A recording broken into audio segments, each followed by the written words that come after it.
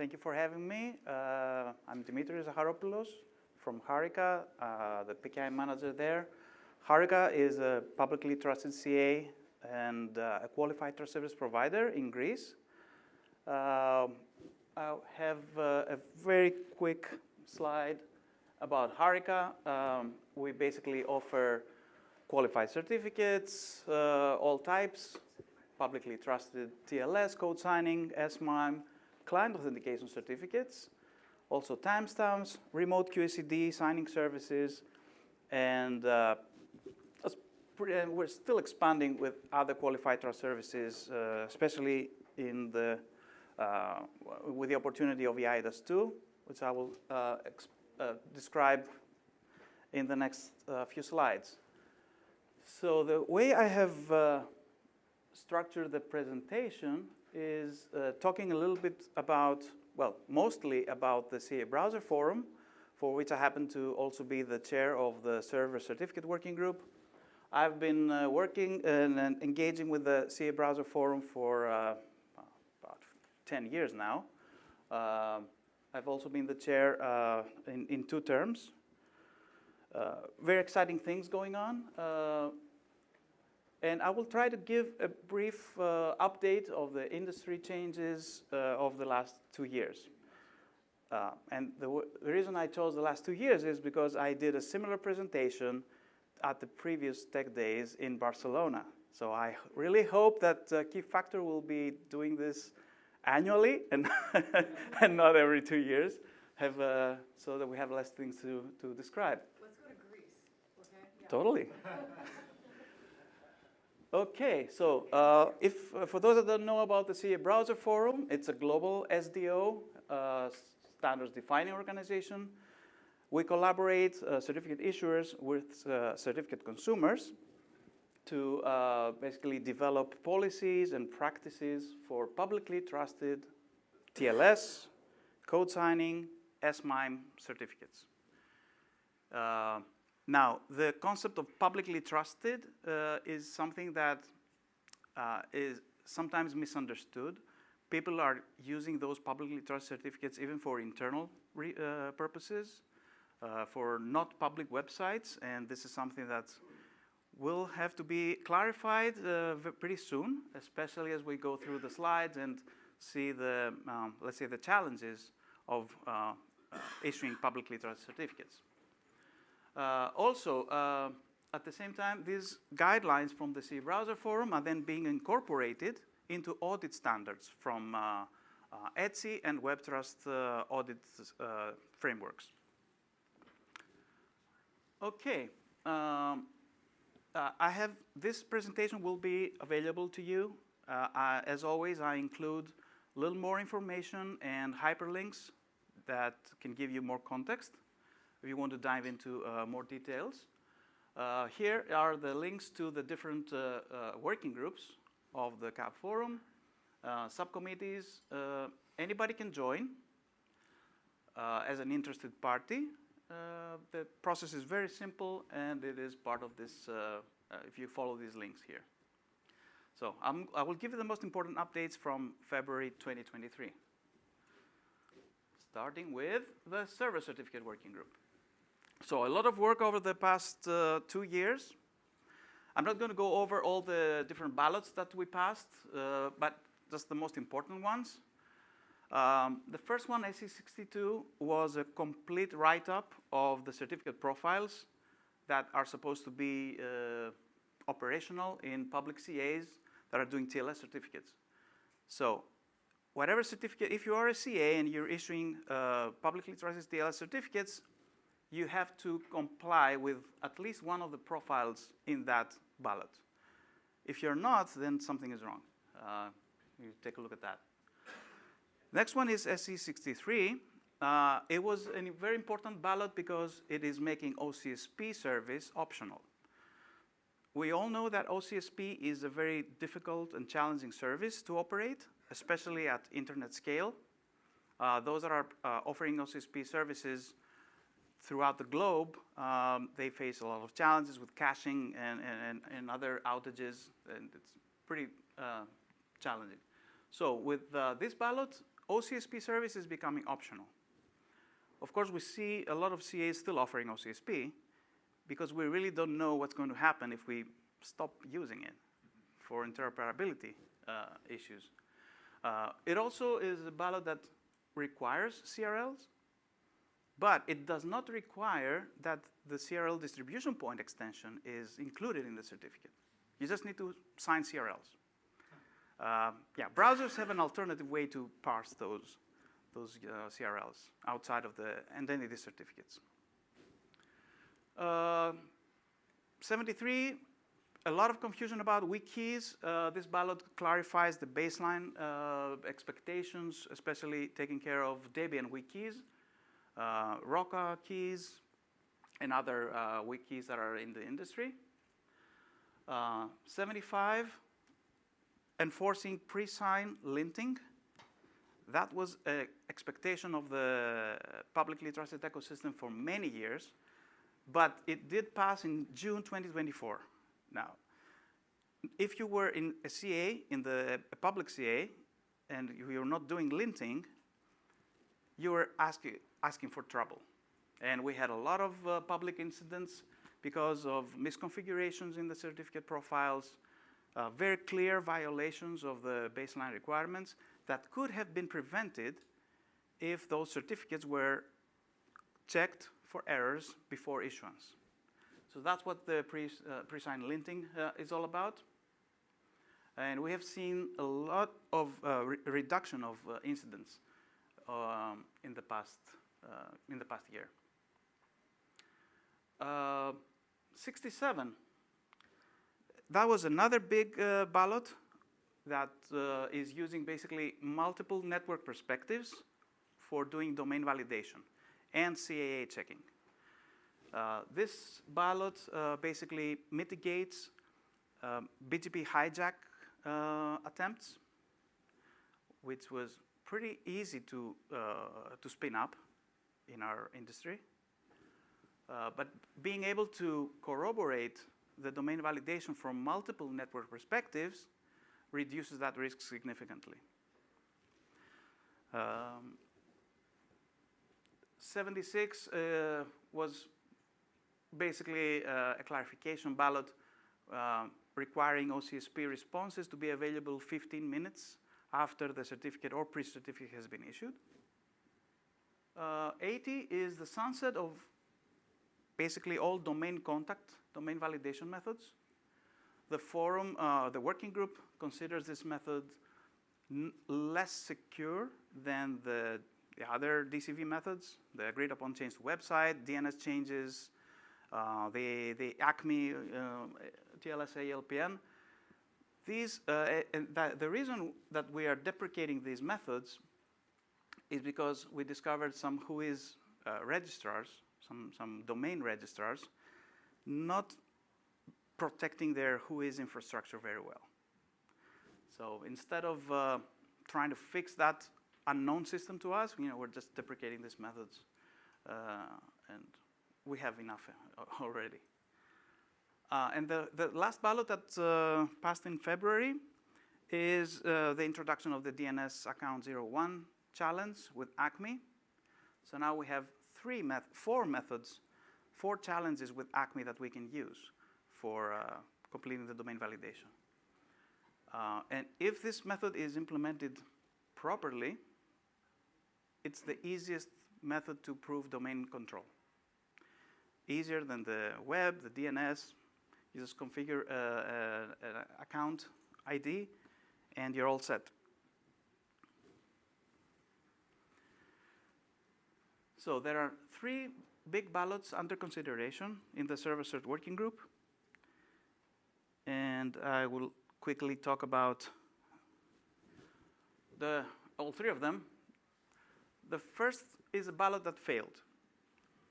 It is all about automation and how we can have CA-assisted DNS validation under a certain DCV method.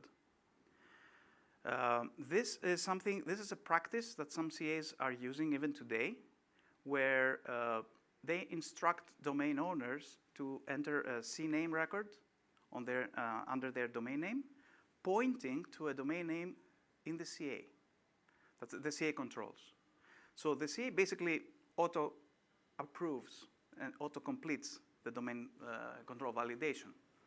So the purpose of that ballot was to make sure that this method is done securely and there are no, let's say, outstanding issues. Because you practically delegate this control, the domain control validation, over to the CA. So we're continuing the discussions on this ballot. ETSI ESI, you heard several presentations today about reducing the validity of certificates. So as it stands today, the proposal is to reduce gradually, year after year, the validity of TLS certificates, the reuse period of domain validations, and the reuse period of identity validations. So I'll start with the easiest one. The identity validation is reduced from 825 days to 398 days. No objections there. We have consensus.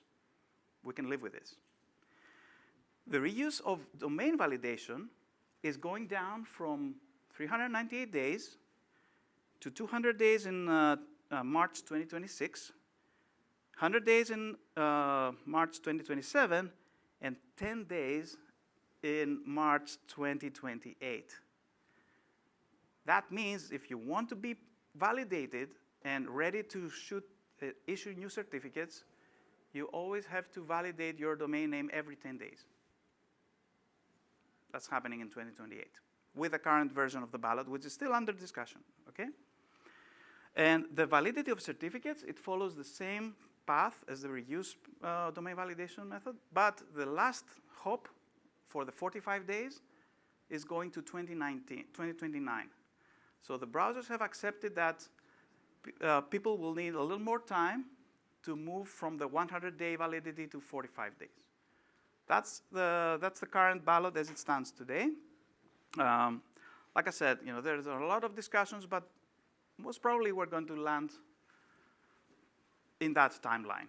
So if you want to picture a 45-day validity, think of 2029 as the date for that. Oh, and the last one is about DNSSEC validation. Now, public CAs are required to do DNSSEC validation for CAA records, according to the current baseline requirements. But it turns out that not every CA was doing it consistently. So there are some CAs that were doing it wrong, or they were not doing it at all. We have to pass a ballot to make sure everybody follows the same rules.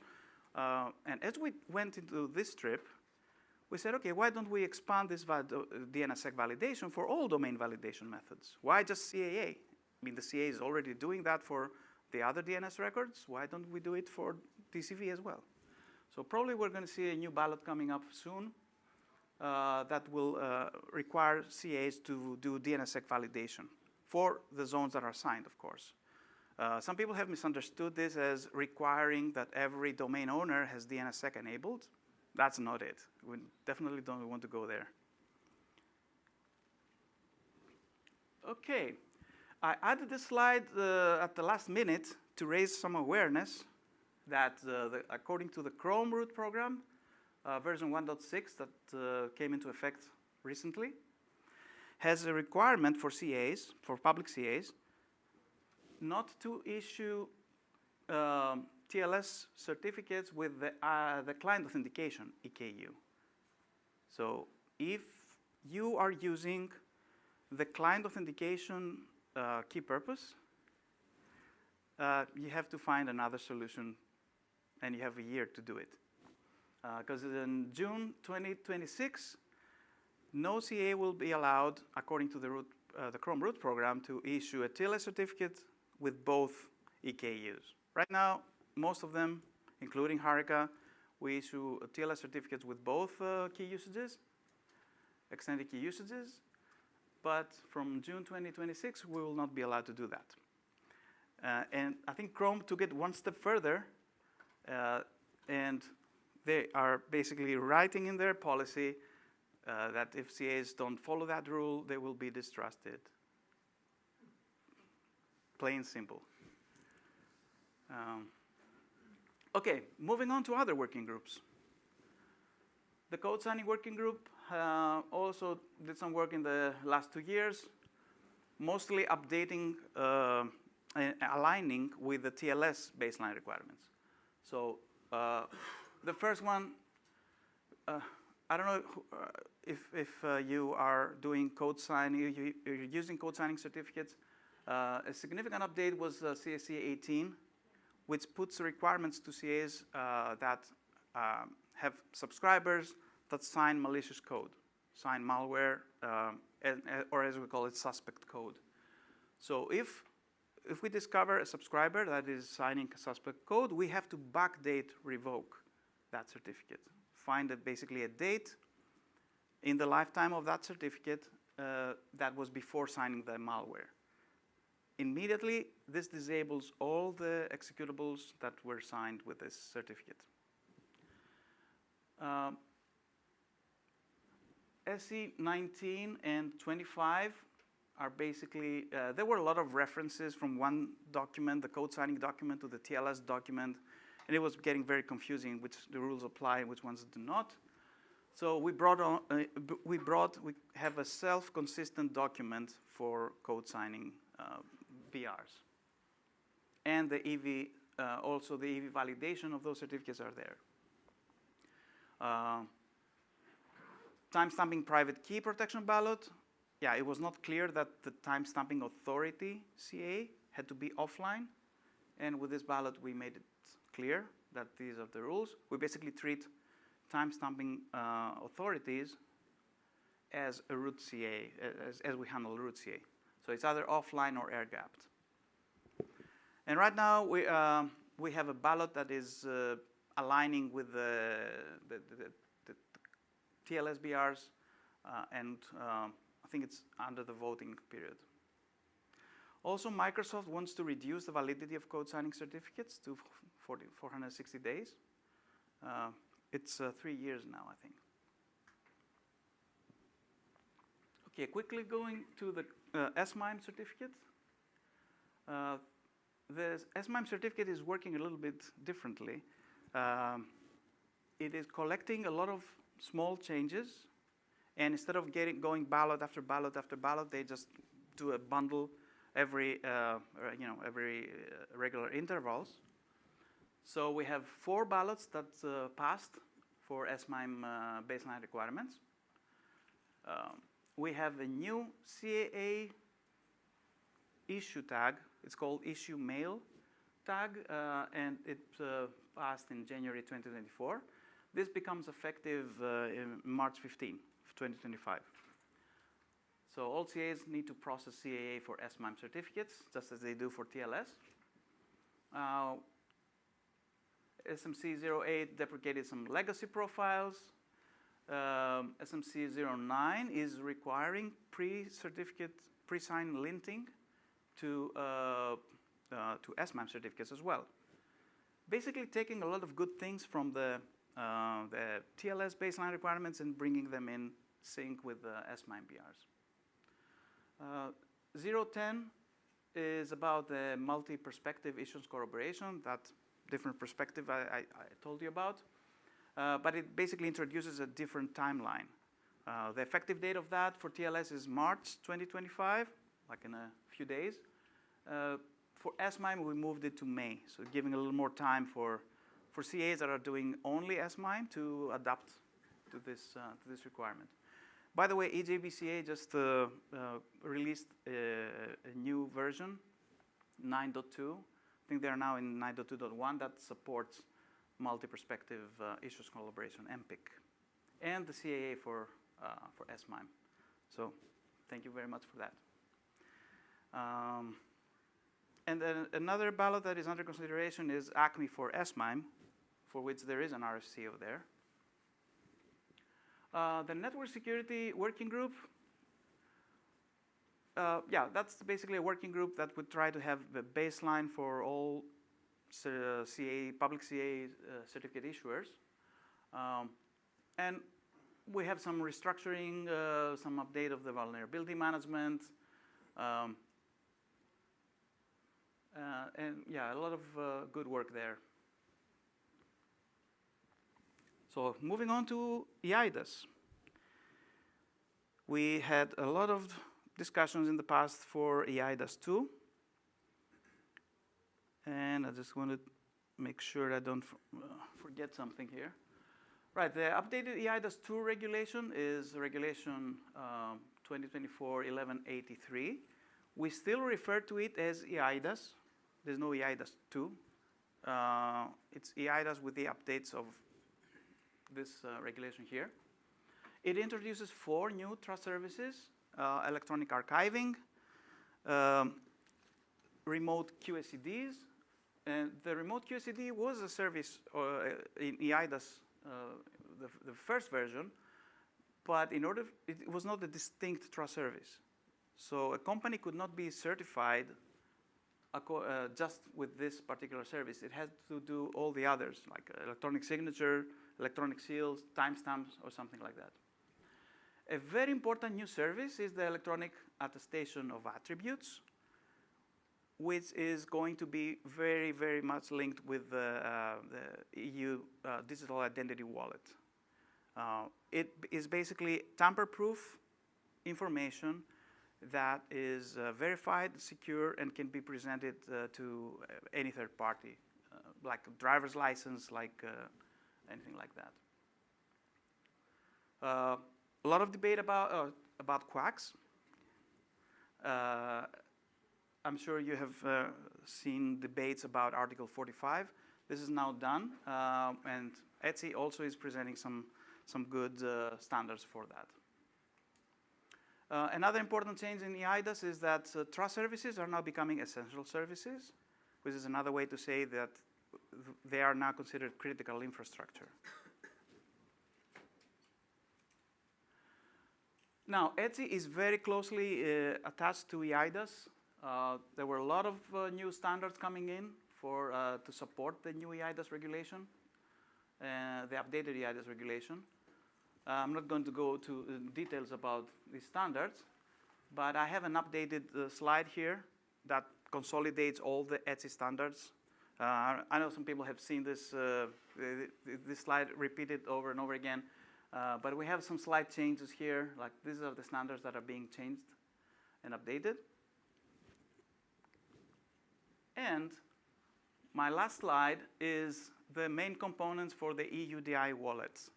I believe this is going to be a revolution for Europe and the European countries that will be using this digital wallet, and all the services that they will be able to prove their identity remotely, sign documents, sign data, present attestation of attributes in a secure way.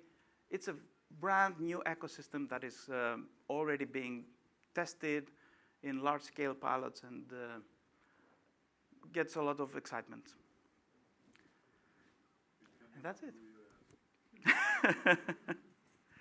Yep, and thank you for listening.